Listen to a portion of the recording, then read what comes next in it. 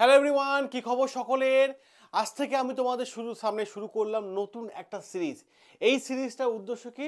দেখতে পাচ্ছ 10 minute show, একদমই তাই 10 মিনিট শো। মানে এই সিরিজে আমরা আলোচনা করব প্রত্যেকটা দিন 5টা করে ইতিহাসের প্রশ্ন, যেগুলো তোমাদের আপকামিং সমস্ত পরীক্ষার ক্ষেত্রে কিন্তু ভীষণ গুরুত্বপূর্ণ।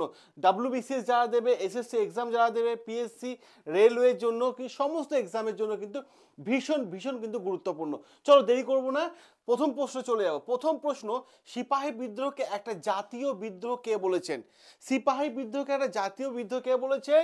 ডিসরেলি বলেছেন, ঠিক আছে, ডিসরেলি বলেছেন।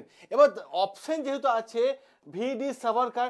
ভিডি সাভারকার কি বলেছেন? ফার্স্ট ওয়ার অফ ইন্ডিপেন্ডেন্ট, ঠিক আছে, ফার্স্ট ওয়ার অফ ইন্ডিপেন্ডেন্ট, ঠিক আছে, ইন্ডিপেন্ডেন্ট।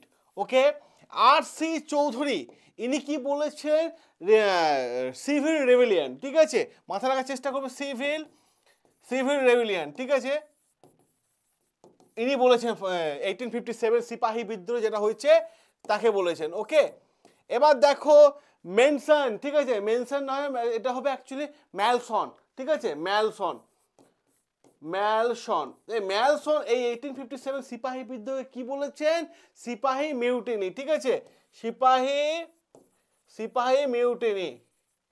ওকে, চলো ফটাফট লিখে রাখো। এবার দেখো পরের প্রশ্ন আমরা চলে যাব। পরের প্রশ্ন, রেড ক্রস সোসাইটির প্রতিষ্ঠাতা কে? Red cross society John Henry Durant, right answer হবে জন হেনরি ডুরান্ট। মাথা রাখার চেষ্টা করো, জন হেনরি ডুরান্ট হচ্ছে রেড ক্রস সোসাইটির প্রতিষ্ঠাতা। ওকে। এবার দেখো রামসিংহ কিসের জনক? নামধারী বলে একটা অর্গানাইজেশন তৈরি করেছে পাঞ্জাবে 1857 সালে। 1857 সালে নামধারী বলে একটা অর্গানাইজেশন তৈরি করেছিল, নামধারী, ঠিক আছে, নামধারী। কোথায় করেছিল? পাঞ্জাবে। ওকে, পাঞ্জাব। বোঝা যাওয়ার চেষ্টা করো। এবার দেখো তুলসীরাম, ভীষণ গুরুত্বপূর্ণ, ঠিক আছে, তুলসীরাম রাধা স্বামী সৎসঙ্গ প্রতিষ্ঠা করেছিলেন 1861 সালে আগ্রাতে। রাধা স্বামী সৎসঙ্গ, ঠিক আছে, সৎসঙ্গ করেছে 1861 সালে, কোথায়? আগ্রাতে, ঠিক আছে। এবার দেখো দয়াল দাস নিরঙ্কারী, মাথা রাখা, নিরঙ্কারী তো, দাঁড়া ভুলে গেলাম, নিরংরিরা, ঠিক আছে, নিরংরিরা তৈরি করেছিলেন 1840 সালে, ঠিক আছে, নিরংরিরা তৈরি করেছিলেন 1840 সালে, তিনি তৈরি করেছিলেন, ঠিক আছে। এবার ভীষণ গুরুত্বপূর্ণ, এই নিরংরিরা কোথায় করেছিলেন? এটা দিয়ে করেছিলেন পাঞ্জাবে। ক্লিয়ার? পাঞ্জাবে। তা দেখো কতগুলো প্রশ্ন বেরোচ্ছে, কতগুলো প্রশ্ন কিন্তু তোমাদের সামনে হয়ে যাচ্ছে, দারুণ সুন্দর সুন্দর প্রশ্ন এক্সপ্লেন হয়ে যাচ্ছে। পরের প্রশ্ন দেখো, ভারতে ইরাসমাস নামে কে পরিচিত? ইরাসমাস রাজা রামমোহন রায়, ঈশ্বরচন্দ্র বিদ্যাসাগর, মদন মোহন মালব্য, দয়ানন্দ সরস্বতী। ইরাসমাস নামে কে পরিচিত? রাজা রামমোহন রায়, রাইট আনসার হবে রাজা রামমোহন রায়, ঠিক আছে, যাকে বলা হয়ে থাকে the modern man of India, modern man of India. এই নামটা রাজা রামমোহন রায় কে দিয়েছিলেন? জওহরলাল নেহেরু, ঠিক আছে। তিনি কোন বইয়ে বলেছিলেন যে রাজা রামমোহন রায় আধুনিক ভারতের জনক? তিনি বলেছিলেন the Discovery of India, okay, Discovery of India বইটা বলেছে। কি দেখে? যখন ইংরেজি শিক্ষার বিরোধিতা সবাই করছিল, ঠিক আছে, তখন রাজা রামমোহন রায় কিন্তু ইংরেজি শিক্ষার সাপোর্টে ছিল, ঠিক আছে। সতীদাহ প্রথা বিরোধিতা করেছিল কে? রাজা রামমোহন রায়। কোন পেপারে বিরোধিতা করেছিল? ঠিক আছে, তার নাম হচ্ছে সংবাদ কৌমুদি, ওকে, সংবাদ কৌমুদি। রাজা রামমোহন রায়কে আমরা আরো বেশ কয়েকটা নামে জেনে থাকি, ঠিক আছে। রাজা রামমোহন রায়কে বলা হয় জাতীয়তাবাদের জনক। ক্লিয়ার?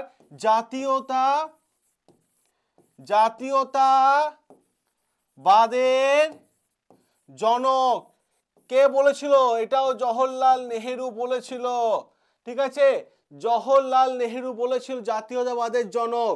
ভারত পথিক বলা হয় রাজা রামমোহন রায়কে, ভারত পথিক, কে আখ্যা দিয়েছিল? রবীন্দ্রনাথ ঠাকুর। ঠিক আছে, রবীন্দ্রনাথ ঠাকুর ভারত পথিক আখ্যা দিয়েছিল। ঠিক আছে, the first modern man of India কাকে বলা হয়ে থাকে? রাজা রামমোহন রায়কে। ঠিক আছে, ফাদার অফ মডার্ন ইন্ডিয়া কাকে বলা হয়ে থাকে? ফাদার অফ মডার্ন ইন্ডিয়া কাকে বলা হয়ে থাকে? রাজা রামমোহন রায়কে। দেখো রাজা রামমোহন রায় থেকে কতগুলো প্রশ্ন বেরিয়ে গেল, তাই না? চলো এবার দেখো, অল ইন্ডিয়া উমেন কনফারেন্স কত সালে হয়েছিল? 1827, 1828, 1829, 1834 না 1839? বলো, ফার্স্ট ইন্ডিয়া উমেন কনফারেন্স কত সালে হয়েছিল? কত সালে হয়েছিল? 1927। সদাশিস আইয়ার করেছিল। আইয়ার, সদাশিস আইয়ার কোথাকার লোক ছিল গো? কমেন্ট আমাকে জানিয়ে তো কোথাকার লোক ছিল। হ্যাঁ, কোথাকার লোক ছিল? 1928 লেবার স্বরাজ পার্টি প্রতিষ্ঠা হয়েছিল। কে করেছিল? লেবার স্বরাজ পার্টি প্রতিষ্ঠিত হয়েছিল। কে করেছিল? কাজী নজরুল ইসলাম। কোথায় করেছিল? কমেন্টে জানিও আমাকে। 1929, মাথায় রাখার চেষ্টা করবে। খুদাই খিদমতগার। ঠিক আছে, খুদাই খিদমতগার হয়েছিল। খুদাই খিদমতগার কে করেছিল? খান আব্দুল গফফার খান। ওকে, কে করেছিল? খান আব্দুল গফফার খান। ওকে, দেখো 1934 কি হয়েছিল? Congress socialist party. কে করেছিল? Congress socialist party. কে করেছিল? গো? হ্যাঁ, ওনার নামে আর একটা নামও কিন্তু পরিচিত, আচার্য নরেন্দ্র দেব। আচার্য নরেন্দ্র দেবকে আমরা কোন নামে জেনে থাকি বলো তো? আচার্য নরেন্দ্র দেব। আচার্য নরেন্দ্র দেবকে আমরা একটা কোন নামে জেনে থাকি বলো দেখিনি আমাকে, বলো দেখি, বলো আমাকে, বলতে পারবে? বলো, কমেন্টের অপেক্ষা রইলাম আমি, কারণ আমি এইটা গত ক্লাসে কিন্তু আমি বলেছিলাম, এটা গত পরশুদিন ক্লাসে বলেছিলাম। 1939 ফরওয়ার্ড ব্লক তৈরি করা হয়েছিল। কে করেছিল? নেতাজি সুভাষচন্দ্র বোস।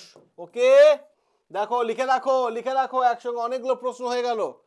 চলো, আর লাস্ট প্রশ্ন, বেঙ্গলি পত্রিকা কত সালে প্রতিষ্ঠিত হয়? বেঙ্গলি পত্রিকা 1862, 1865, 1878 না 1839?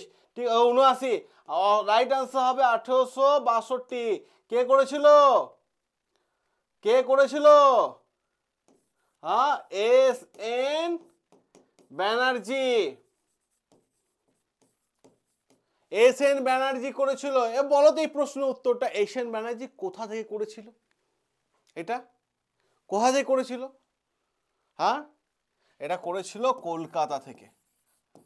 ওকে, লিখে রাখো, এটা করেছিল কোথা থেকে? কলকাতা থেকে। এস.এন. ব্যানার্জি করেছিল কোথা থেকে? কলকাতা থেকে।